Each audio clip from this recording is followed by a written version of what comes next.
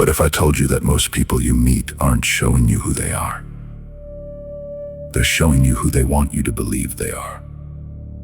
A performative personality is a mask, a carefully constructed image designed to gain approval, attention, validation, status, or control. Some perform strength while secretly feeling weak. Some perform kindness while hiding resentment. Some perform confidence while battling insecurity. And some perform victimhood because it protects them from accountability. The system rewards performance. Social media often rewards performance. So people become actors in a play they never consciously agreed to join. But every performance comes with a cost. The longer you wear a mask, the harder it becomes to remember your real face. The more energy you spend managing appearances, the less energy you have for growth. That's why so many people feel exhausted, anxious, disconnected, and lost. They're maintaining a character instead of living a life. The question isn't whether you've encountered performative people. The question is, where are you performing? Where have you traded authenticity for acceptance? Because freedom begins the moment you stop asking, how do I appear? And start asking, who am I when nobody is watching? That's when the mask falls. That's when the performance ends. And that's when real growth begins.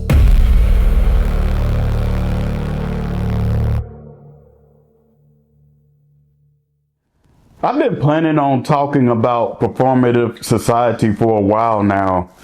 It all began with me discussing performative masculinity, but then I realized that there was performances going on the female side as well. So I was going to talk about performative femininity, but then I decided to combine the two. And even with me combining the two, I realized the entire society is performative. Nobody is being themselves truly. Everyone has copied an action or an act or a personality from somewhere else, whether it be from movies, music, watching other people perform their performances, and it's starting to show its face. It's starting to show just how strong of a grip it has on us. We can't play victim, especially being that we just don't even know what we're doing. We're not even aware that we're putting on a performance. Now, as Black people, you have to understand, we ruled the earth for thousands of years, and we have lost that path. Now, why we're acting the way we're acting now, it's up for debate. But what isn't up for debate is we have become a performative society. We have to have the biggest rims on our cars.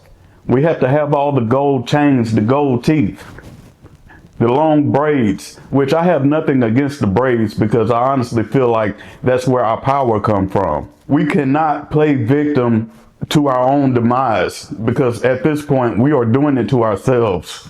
We're doing it to our youth. And I could be wrong when I say this, but I don't think I am. The 60s is where the performative society began, and it just snowballed each generation thereafter. And now it's completely out of control. There's another case that's about to hit the open market, I guess you can call it that, where 3 young men in Atlanta tried to break into a home and they were all shot and killed.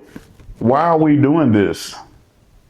You know, a lot of our kids, including some of us adults right now in my generation, we only did things sometimes to fit in with people. We had to perform a personality or perform that we were some kind of way just so that we could make friends. Me personally, I don't care about making friends. If you can't be my friend for me being myself, then I don't need you or want you around me. It's really that simple. I've never participated in this performative society. Maybe that's why I'm a loner. But we need to stop the performance. We need to get back in touch with ourselves. We need to get back to our roots. You know, back in the 50s and 60s and even 70s, we were appearing to come to our own. We were appearing to have our stuff together or get our stuff together. But in the 90s, in the crack epidemic, which I believe is the reason why that even happened, because we was getting it together, they had to break that up with the crack epidemic. So, but we need to refocus because we're getting out of control. I received a comment on my other video saying that it's been time for us blacks to practice collective business. You know, we need to start our own businesses. And I agree with that. But see, here's the thing. Do it because you want to, not because you're mad at Asians.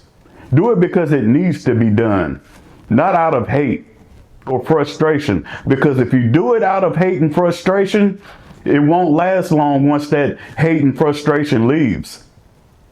You have to make sure you're doing it for the right reason. That's my answer to that. You gotta make sure you're doing it for the right reasons or it won't last. But yeah, it's been time we've done that.